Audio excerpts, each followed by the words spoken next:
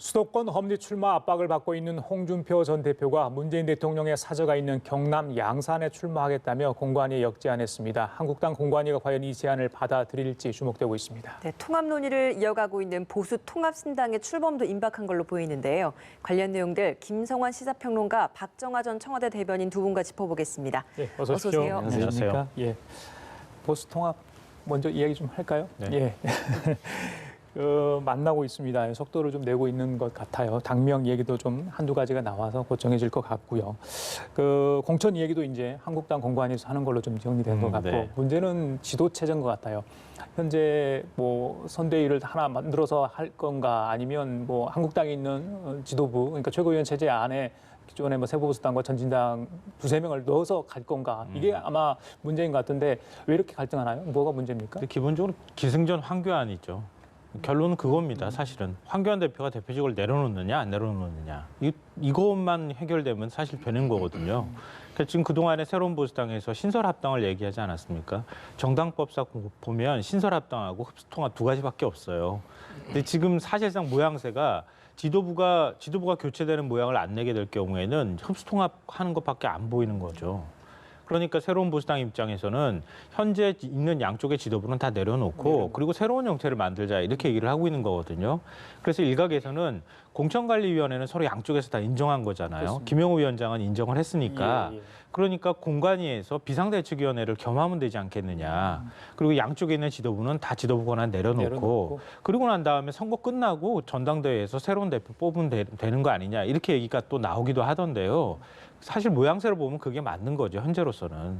황교안 대표가 대표직 그대로 유지하면서 뭐 예를 들면은 최고위원회 한두 명 새로운 보수당 쪽에 끼워 넣어주고 공관위원도 한두 명 끼워 넣어주고 이렇게 하면은 그냥 지분 주는 것밖에 안 되지 않겠습니까? 그래서 이선 후퇴 이야기가 계속 나오는 예, 겁니까? 그래서 새로운 보수당에서 새로운 지도체제를 꾸려야 한다 이런 얘기가 나오는 거 아닌가 싶습니다. 비슷한 말씀을 드릴 수밖에 없는데 지금 그 자유한국당이 그동안 쭉 오면서 재정파들이 보수 통합을 하면서 이제 왔는데 개문발차라고 표현도 하고요. 뭐 덜컹덜컹거리면서 가는 게 사실은 관건은 두 가지. 지금 우리가 얘기하고 있는 지도체제, 그러니까 당의 의결권을 어떻게 누가 가질 건가. 두 번째가 공천 관련한 문제인데 총선 전까지 시스템을 말하는 그렇죠. 거죠, 지금은. 예. 총선 전까지. 다행히 어제는 이제 공관위에 대해서는 새로운 보수당에서도 다 합의해서 김영호 공관위를 인정하겠다라고 진행되는데 문제는 이제 지도 체제죠. 말씀하신 것처럼 사실은 모든 걸 다 내려놓겠다라고 했던 자유한국당 지도부가 그걸 여전히 아직 못하고 있어서 문제가 생기는 것 같습니다. 그러니까 형식적으로도 신설 합당이 아니라 완전 흡수 통합되는 형식으로 모양을 갖출 수밖에 없는 상황이고 그러다 보니까 새로운 보수당이나 다른 재정파에서든 이래가지고는 새 집도 아니고 새 얼굴도 아니고 그래서 어떻게 보수통합 효과를 가져올 수 있느냐 이래서 어떻게 총선에 국민들한테 좀 더 감동을 줄 수 있느냐 이런 요구가 계속 오고 있는 것 같습니다. 저는 지금 시간을 16일 날 보수통합 신당이 출범한다고 그러는데 꾸역꾸역 덜컹덜컹 가고는 있습니다만 이 문제가 쉬이 해결이 될 것 같지는 않고 지금 황교안 대표 그다음에 유승민 전 대표의 만남이 자꾸 늦어지는 것도 다 이런저런 문제가 다 걸려 있는 거라고 생각을 합니다. 대신 이럴 때는 좀 지도자라거나 이 리더십을 보여줘야 하잖아요. 그러니까 통 큰 정치를 좀 보여줄 필요가 있는 거고요. 좀 안 풀리는 게 있으면 실무선에서 안 풀리면은 대표급에서 이 톱다운 방식이든 뭐든 참 뭔가 큰 결단을 해주는 모습을 보일 때 감동 같은 게 생기는 거거든요. 근데 황교안 대표도 종로 출마 그동안에 계속 안 하고 미뤄왔던 것도 사실 이런 문제하고 관련이 있는 거예요. 근데 그래도 어찌됐든 유승민 의원이 나름 불출마 선언을 하면서 통합 작업에 물꼬가 일단은 트였잖아요. 그러면 두 사람이 밥정이라는 말도 있잖아요. 같이 만나서 밥 한 번 먹으면서 한 번 이렇게 훅 풀어주는 모습을 보여주면 얼마나 보기가 좋아요. 근데 방금 전에 말씀하셨던 것처럼 유승민 대표가 만나자 그러니까 황교안 대표가 빼고 황교안 대표 만나자고 하니까 유승민 대표 빼고 유승민 대표가 마지막으로 불출마 선언하고 만나자고 하니까 황교안 대표가 또 빼요. 그러니까 100일 동안 지금 뺀 거 아닙니까? 서로 양쪽으로. 그러니까 좁쌀 정치를 보여주는 거예요. 그러니까 차라리 이럴 때 황교안 대표도 어려운 결정을 한 거잖아요. 종로 출마.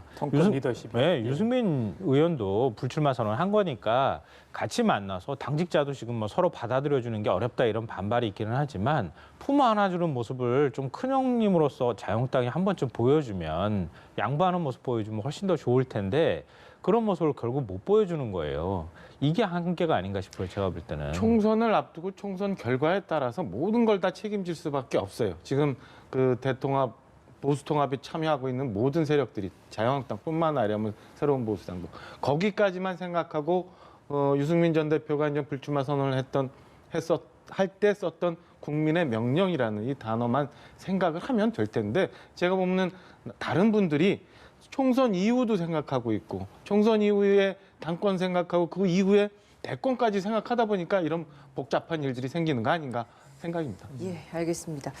홍준표 대표 이야기도 좀 해보도록 하겠습니다. 수도권 험지 출마를 해달라라는 게 공관위의 요청인데 홍준표 대표는 계속 고향 출마를 고수를 했습니다. 그러다가 역제안으로 내놓은 것이 경남 양산 을에 출마를 하겠다. 여기도 역시나 험지다. 수도권 험지냐. 이게 홍 전 대표의 주장인 것 같아요. 공관위가 어떻게 받아들일까요? 역시 홍 전 대표를 이길 사람이 별로 없구나 이런 생각을 제가 하게 됐는데요. 그 제안을 보면서 어제 그 얘기했잖아요. 내가 황교안에 백댄서냐. 예.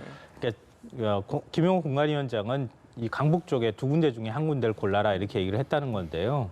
그러니까 공관위 차원에서는 전체적인 그림을 그릴 때 일단 황교안 대표를 정점으로 해서 그러니까 종로를 중점으로 해서 강북 지역에 뭔가 거물급 인사들을 넣고 예. 그래서 서울과 수도권에 뭔가 바람을 불러일으키겠다고 하는 나름의 전략이 있는 것 같아요. 그래서 지금 홍준표 대표도 강북으로 불러올리고 김태호 전 지사 같은 경우에도 역시 불러올리는 이런 방안들을 고민했던 것 같은데 홍준표 전 대표 입장에서는 또 역으로 생각해 보면 나도 대선 주자다. 지금 당대표 안 하지만 나도 당대표 지냈다. 이렇게 지금 생각하는 거거든요. 그럼 내가 아무데나 껴서 넣는 그런 사람인 것이냐. 그리고 사실 어찌 보면 마지막 정치 일정이 될 수도 있는데 그거 당 일정에 맞춰서 내가 움직이게 되는 게 그게 말이 되느냐. 무엇보다도 나도 대선 주자인데 황교안 대표 옆에 가가지고 황 대표 당선을 위해서 도와주는 모양새를 만드는 게 이게 맞는 거냐. 설사 황 대표는 떨어져도 괜찮을 수도 있겠지만 난 떨어지면 끝 아니냐. 이런 생각을 지금 갖고 있는 거 아닌가 싶어요. 그러니까 안 오려고 하는 거예요. 그래서 그러니까 결국은 이제 그 당 차원에서 뭐 만약 공천을 안 주면은 무소속 출마를 할 수밖에 없는데 모양이 이상하잖아요. 예. 홍준표 전 당대표까지 지내고 유력 대선 주자, 대선 출마까지 했던 분인데 그러니까 그런 모양새는 최대한 안 내는 게 좋겠다. 그러면 내가 선택할 수 있는 것은 경남 있는 지역에서 특히 이제 PK 지역에서 내가 뭐 김동완 전 지사도 내려온다고 하니 거기서 내가 붙는 게 이 정도면은 내가 되지 않겠느냐 이렇게 양보를 하는 모습들을 보여주는 건데요. 제가 왜 정치구단이다라고 생각을 했냐면은 공간에서 이거 받기가 쉽지가 않다는 거예요.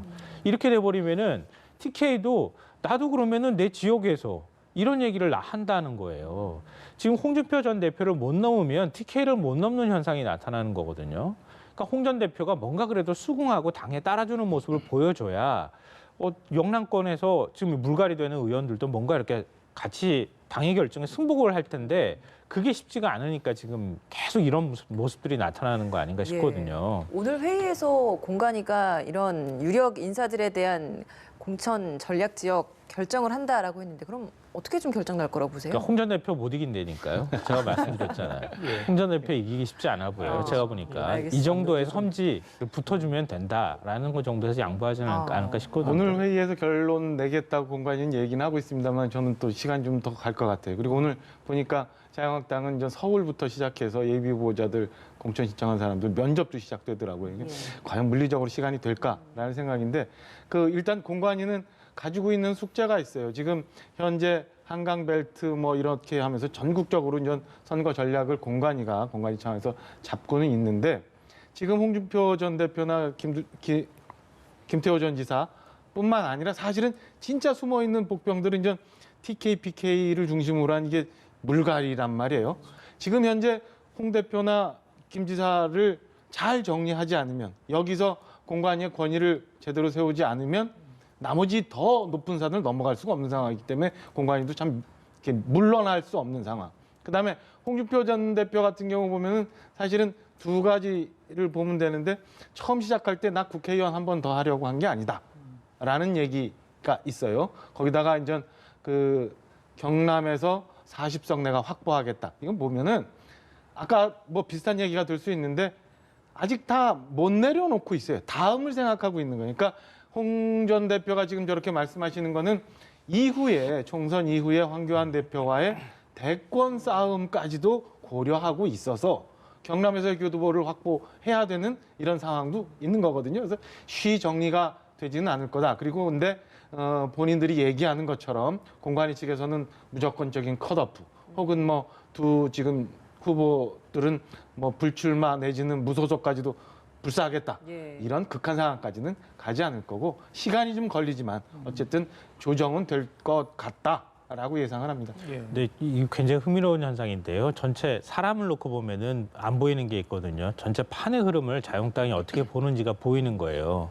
그러니까 자유한국당 입장에서 이번에 선거는 서울 여기서 결정이 난다고 보는 거죠. 그러니까 지금 거물급 인사들을 자꾸 서울 특히 강북 쪽에 갖다 넣는 거예요. 자꾸. 이 얘기는 민주당이 굉장히 긴장해야 될 부분인데요. 그러니까 영남권에서 해볼 만한 싸움이라고 판단하고 있다는 거예요. 자유한국당은. 예. 지금 구도 안에서도. 그러면 결국은 다른 지역도 해볼 만한 싸움이 될 수도 있을 거고 뭐 영남 지역이 결국 전체 의석에 뭐 예전에도 말씀드린 적이 있었지만 서울 수도권이 절반 그리고 영남권이 절반 나머지 지역 다 합쳐서 절반 이렇게 되는 거거든요. 영남에서 해볼 만한 싸움 되면 진짜 해볼 만한 거죠. 왜냐하면은 자유한국당이 예를 들어서 목표 의석이 100석이다 지역구가 그러면은 영남권이 68석이거든요. 그럼 영남권에서 선전하면은 다른 지역에서는 조금만 더 달리기만 해도 어느 정도 의석이 나올 수 있다고 하는 판단이 있는 것이다. 그러니까 서울 수도권의 민심을 흔들어 놓고 바꿔놓으면 이번 선거는 충분히 해볼 만한 선거라고 자유한국당이 판단하고 있다고 하는 게 보여지는 거죠. 그래요. 알겠습니다. 방금 뭐 홍준표 전 대표, 황교안 대표의 백단서가 되지 않겠다 이런 이야기를 했는데 글쎄요. 일단 종로 무대에 황교안 대표는 다 섰습니다. 그렇죠? 예. 초반인데 이낙연 전 총리와 열심히 지금 종로 이렇게 누비고 열심히 있는 다니고 상황 계시는 아니겠습니까? 것 같아요. 어디 가서 어떤 얘기를 하는가 굉장히 중요하잖아요. 그래서 프레임이 약간 설정돼 있는 것 같아요. 어떻게 보십니까? 이게 다니는 장소를 보면 알 수 있을 것 같은데. 일단은 이낙연 전 총리 같은 경우 보면은 전 저변으로 많이 들어가시는 것 같아요. 쪽방촌을 간다던가 아니면 재개발 현장을 간다던가 뭐 이렇게 하면서 그 이번 선거를 정권 심판으로 끌고 가지 않고 인물 대 인물 혹은 뭐 그 개인의 그 스킨십을 통한 이 유권자의 마음을 사는 이런 전략을 짜서 그런 프레임으로 가기 위해서 저변을 훑는 이런 전략을 잡고 계시는 것 같고 예. 황교안 대표는 뭐 어제 그제 이렇게 보였지만은 그 중요한 분들 그다음에 의미가 있는 장소 이렇게 가면서 그 이번 선거 자체를 문재인 정권에 대한 심판 그래서 이낙연 전 총리와 본인의 인물 대결보다는 정권에 대한 심판의 의미를 주기 위해서 그런 전략을 짜고 행보도 그렇게 가고 있는 것 같아요. 좀 전에 김성환 평론가 말씀 주셨지만 사실은 종로 선거도 그렇고 서울 선거 전체도 그렇고 그 이제 60여일밖에 남지 않았는데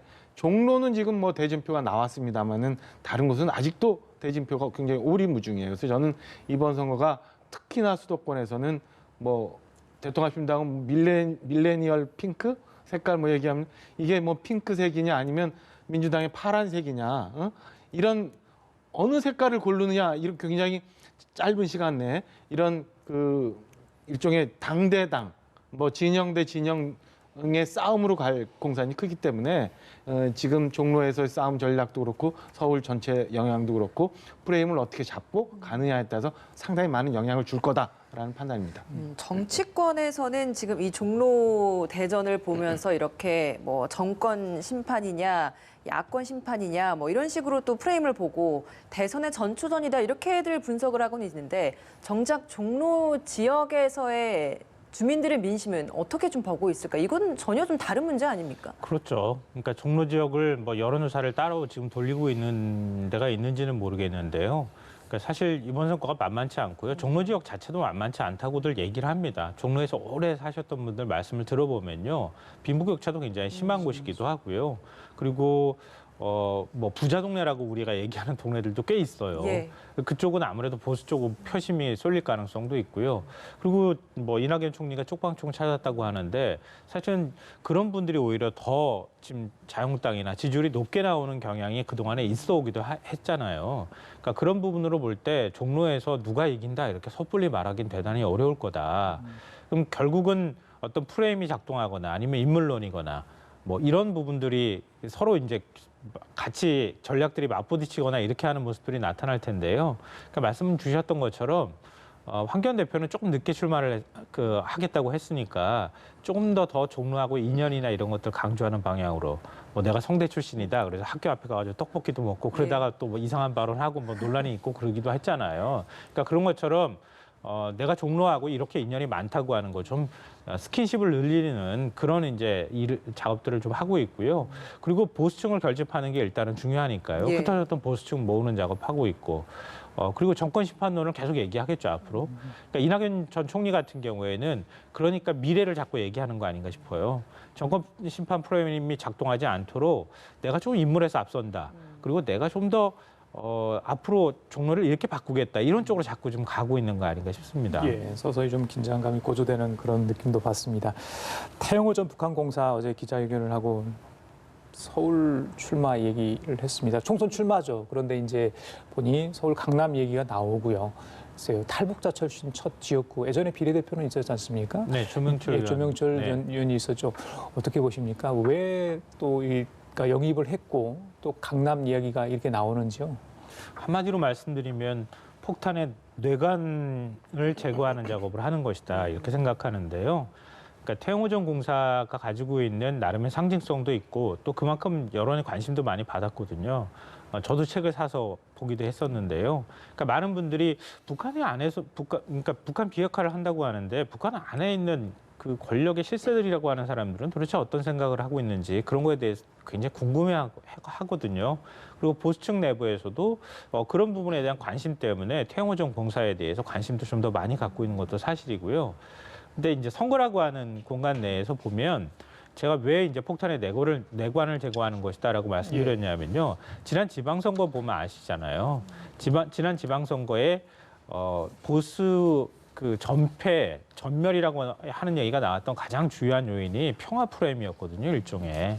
물론 지금은 그때하고 상황이 다르긴 하지만 작년에 자유한국당 나경원 원내대표가 미국 정부 당국자한테 아니 그 북미회담은 선거 전에 하지 말아달라 이런 얘기까지 했다고 하잖아요. 그러니까 예. 평화 프레임이나 이런 것들이 다시 작동하기 시작할 때 굉장히 보수 쪽에서는 불안하거나 아니면은 선거가 불리해질 것 같은 그런 생각들을 하게 되거든요. 그러니까 그럴 때 그냥 비례가 아니라 지역에 출마한 태영호 전 공사가 나서서 어떻다 이렇게 발언을 한번 하게 되면 그런 프레임이 잘 작동하지 않을 가능성이 있다. 이런 부분을 일단 본 것 같고요. 그리고 말씀드렸던 것처럼 태영호 전 공사가 가지고 있는 상징성이 있기 때문에 그런 면에서 문재인 정부 대북 정책을 공격하기에 굉장히 좀 좋고 보수 쪽에서 뭔가 자유한국당에 기대를 걸 만한 뭔가를 만드는 데 있어서도 나름의 역할을 할 수 있을 거다. 하여튼 여러 가지 포석들을 같이 한 거 아닌가 싶습니다. 예.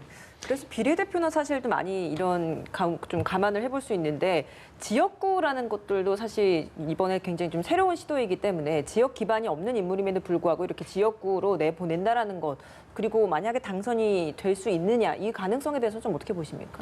굉장히 모험이고 그다음에 지역구 국회의원이라는 게 아무래도 지역에 있는 유권자들의 뭐 상황을 잘 알아야 되고 접촉도 많이 해야 되는데 태영호 전 공사 같은 경우는 전 그 신변의 문제가 있기 때문에 많은 제약이 있을 거예요. 예. 그럼에도 불구하고 저는 그 충분히 당선을 할 수 있는 지역으로 전략 공천을 하지 않을까라는 생각이고 태영호 공사 자체가 갖고 있는 상징적인 이미지가 있잖아요. 그러니까 지금 현재 있는 문재인 정권의 대북 정책에 대해서 길게 설명을 하지 않아도 유권자가 무슨 의미라는 걸 알 수 있고 또 탈북을 했음에도 불구하고 대한민국에 와서 그것도 지역구로 그럼 유권자의 심판을 받고 혹여 당선도 될 수 있다라는 가능성을 주는 여러 의미가 있다고 보여집니다. 그래서 지금 뭐 민주당도 그렇고 자유한국당도 그렇고 인재 영입이 굉장히 많이 진행이 되고 있는데 저는 그 중에서 그래도 가장 이번에 돋보이는 인재 영입 케이스 아니었나라는 생각입니다. 예, 알겠습니다. 자, 추미애 법무부 장관 얘기 좀 하겠습니다. 취임 40일 맞아 어제 기자 간담회를 가졌습니다. 여러 가지 이야기를 했죠. 1시간 넘게 많은 질의응답이 있었다고 합니다. 40일간 법무부 장관 총평을 좀 부탁드릴게요. 지금 여러 가지 일로 시민단체와 야당도 고발도 당한 상황 아니겠습니까? 어제 안철수 대표는 탄핵 이야기까지도 꺼냈는데 어떻게 보셨어요? 한 40일? 너무 추상적인데요, 질문이. 그렇긴 한데요. 잘했다. 그러니까 조국 전 장관이 그만두고 난 다음에 한동안 공석이었잖아요. 법무부 장관 자리가. 네. 그리고 문재인 정부의 최대 목표 중 하나가 검찰 개혁이었으니까요. 검찰 개혁 그리고 검찰의 문민 통제 이런 부분들을 많이 강조해왔기 때문에 추미애 법무부 장관이 들어서고 난 다음에 사실은 꼿꼿하게 검찰에 밀리지 않는 듯한 모습도 보이고요. 제도적 변화에 대해서 그동안에 조 전 장관과 관련되는 문제 때문에 추진하지 못했던 것들을 좀 속도감 있고 과감하게 추진하는 모습을 보여줬다고 하는 점에서는 현 정부 입장에서는 후한 점수를 받을 수 있지 않을까 싶어요. 예. 그러니까 저는 일각에서 공소장 공개 안 한 거 문제 가지고 아니 공개 안 했다고 표현하면 좀 그렇죠. 공소장 요지만 공개한 걸 두고 탄핵을 지금 언급하는 게 이게 맞는 건지 만약에 이렇게 되면 우리나라 장관들 남아날 사람이 한 명이라도 있을지 잘 모르겠어요. 근데 정치 공세적 측면이 저는 개인적으로 강하다고 보고요. 추 전 장관이 가는 길이 비록 야권의 뭐 비판을 받는다 하더라도 비판 안 받는 장관도 어디 있습니까?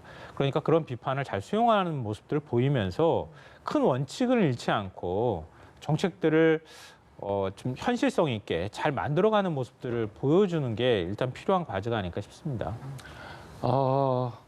법무부 장관이 이제 국무위원이에요. 대한민국의 최종 의사결정을 하는 그 국무회의의 멤버이고, 그다음에 그 여야가 같이 있는 국회에서 청문 과정을 통해서 임명이 되는 자리란 말이에요.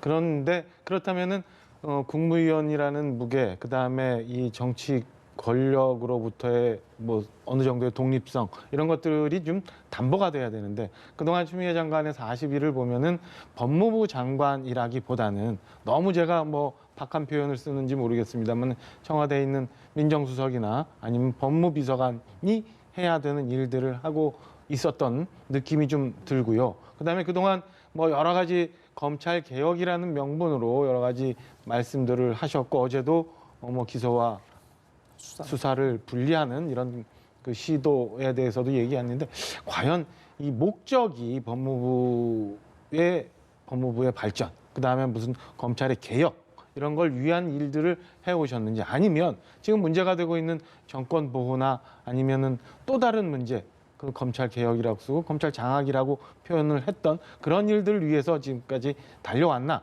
한번 돌아보실 필요는 있지 않나라는 생각이 듭니다. 그러니까 예, 그래도 오선의 국회의원이었고 예. 당의 대표를 했고 국무위원회 일원으로서 과연 이게 맞는 건지 저는 스스로 한번 돌아보셨으면 하는 바람이 있습니다. 그럼 바로 좀 관련해서 질문을 좀 드려볼게요. 어제 기자 간담회에서 했던 내용 중에 핵심이 말씀해 주셨던 검찰의 기소와 수사 주체를 좀 분리하는 그 부분이었거든요. 그러면서 들었던 명분이 중립성과 객관성을 높이기 위한 차원이다라고 했는데 그 부분에 있어서의 역할은 없을까요? 일단 제가 법조인이 아니기 때문에 분명히 말씀은 못 드리겠습니다만 예. 일반 상식으로 봐도 수사를 직접 한 검사가 제일 잘 알지 않아요? 물론 지금 저희가 뭐 2심, 3심 가게 되면 공판 검사들이 좀 따로 하긴 합니다만은 서류상으로는 어떻게 그 사건에 대해서 판단을 하겠어요. 제일 잘하는 사람은 수사를 직접 했던 사람인데 수사검사 따로, 기소검사 따로 한다는 게 무슨 의미를 갖고 있는 건지 이게 그렇다면 또 다른 걸 위해서 지금 아직 울산 관련해서 수사 시작 끝나지 않았잖아요. 종결 안 됐잖아요. 일부분 임종석 전 실장이나 이런 분들에 대해서는 예. 이런 걸 위해서 한 거 아니냐는 오해를 왜 살 수 있는 일들을 왜 매번 피의사실 공표에 관련한 문제도 그랬고요. 그다음에 뭐 조사 들어갈 때 프레스 라인이라고 하나 그것도 그랬고요. 이번 건도 이렇고요. 왜 그때 오비 일학적으로 오해받을 일을 그 시점에서 하는지 충분히 동의하지 못하는 그런 부분이 분명히 있었습니다. 예. 여쭤보겠습니다. 검찰 개혁이 그동안에 굉장히 어려웠던 거는요. 이렇게 다 뒤죽박죽 섞여 있기 때문에 어려운 거예요. 그 과정에서 검찰의 의도가 뭔지 정확하게 파악하기도 힘들고요. 검찰은 수사하겠다고 우리가 판단하면 수사를 막 할 수 있는 그 정도의 권한을 갖고 있는 막강한 권한을 갖고 있는 기관입니다. 그렇기 때문에 검찰을 함부로 못 건드렸던 거고 검찰 개혁이 안 됐던 거예요. 그러니까 그런 기저에 깔려 있는 것들을 우리가 무시하고 아니 왜 하필 이 시점 이러면은 늘 똑같은 얘기를 저는 할 거라고 생각해요. 하필 이 시점. 그러니까 못한 거 아닙니까? 그러니까 하필 이 시점에 검찰 개혁 해야 되는 거라고 저는 생각해요. 그러니까 그 지금 그 수사하고 기소를 분리하겠다고 하는 얘기를 좀 비유해서 말씀드리면 우리 그렇잖아요. 셰프는 자기 맛에 자기 요리에 대한 평가 잘 못할 수 있어요. 다른 사람이 와서 평가할 수 있잖아요. 수사를 했어요, 검사가. 그러면 내가 수사한 것에 대한 애착이 생기잖아요. 그럼 내가 수사한 것에 대해서 기소하려고 할 거예요. 그게 너무 당연한 거잖아요. 그럼 내가 하다가 이거 아닌데라고 해도 나중에 가서 검사 평가받을 수 있잖아요. 그게 설사 무죄가 난다 하더라도 검사들은 계속 수사를 해서 기소하는 쪽으로 갈 거라는 거예요. 이게 한 방향성을 가질 수밖에 없다는 겁니다. 예. 그럼 그걸 객관적으로 누가 다시 봤을 때 이거 수사 좀 미진하고 이거 억울한 사람이 생길 수도 있고 이건 인권 침해가 될 수도 있다고 하는 얘기를 누가 해줄 수도 있어야 되는 거 아닙니까?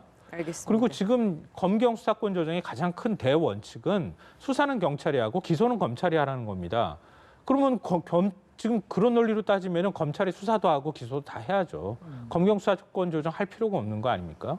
법령 개정 이전에 시범 시행 검토한다고 하는데 아직 검찰 쪽 공식 반응은 없습니다만 갈등 대응 상황이 앞으로 또 전개될 수 있을지 그 여부를 제가 여쭤봤는데 어떻게 예상을 하십니까? 그러니까 아직 뭐 실행이 되지 않은 상황이기도 예. 하고요. 추미애 법무부 장관이 내부적 협의를 또 거치겠다 이렇게 얘기를 했기 때문에 이걸 확정한 방안이다 뭐 이렇게 설명드리긴 좀 어려운 측면이 있고요. 예. 그러니까 지금 추미애 장관이 얘기하고 있는 것은 앞서도 제가 말씀드렸던 것처럼 검사는 자기가 사건 수사한 것에 대해서 어떤 방식으로든 기소를 하려고 하는 그런 그 경향이 나타날 수밖에 없거든요. 그 과정에서 무리한 기소라고 하는 뭐 비판도 그동안에 있어 왔고요. 또 예를 들어서 이건 뭐 전부 그렇다고 말씀드리기는 어려울 수 있지만 특수수사 같은 경우에는 특정한 정치적 목적이나 권력 의지라고 하는 표현을 사용하면 좋을 것 같은데 그런 것들을 갖고 만약에 수사를 했다고 하면은 그 수사의 끝은 결국 어떻게 되는지가 다 정해져 있는 거 아니겠습니까? 그런 부분에 대한 뭔가의 그 어떤 견제 장치라고 할 수 있겠죠. 그런 것을 통해서 기소 심사를 별도의 기구에서 하도록 하는 거 의미는 있다고 보는데요. 다만 이제 말씀드렸던 것처럼 그걸 어떻게 구체화할 것인지 검찰하고 어떻게 협의를 해서 검찰도 그것을 뭐 무조건 안 된다 이렇게 얘기하기는 좀 어려울 거라고 저는 생각하거든요. 그러니까 현실성 있게 방안을 만들어가는 건 좀 지켜봐야 될 것 같습니다. 예, 정리해 주시죠. 워낙 뭐 강하게 법무부 장관이 지금 진행을 하고 있으니까 검찰이 특별히 뭐 반응을 안 하고 있는 것 같은데요. 울산 사건에 관련해서 지금 공소장 제출을 안 했습니다만은 공개가 어떻게 됐건 그리고 그 안에 있는 내용들 국민들 다 봤고 지난 40일 동안 수사를 진행 중이던 검사들이 갑자기 인사가 나서 그리고 직제가 개편이 되면서 흩어지는 거 봤거든요. 이런 것들이 어떤 걸 의미하는지 저는 국민들이 좀 보고 계시다라고 생각을 합니다. 예, 네, 알겠습니다. 자, 지금까지 김성환 시사평론가 박정하 전 청와대 대변인 두 분과 함께했습니다. 말씀 잘 고맙습니다. 들었습니다.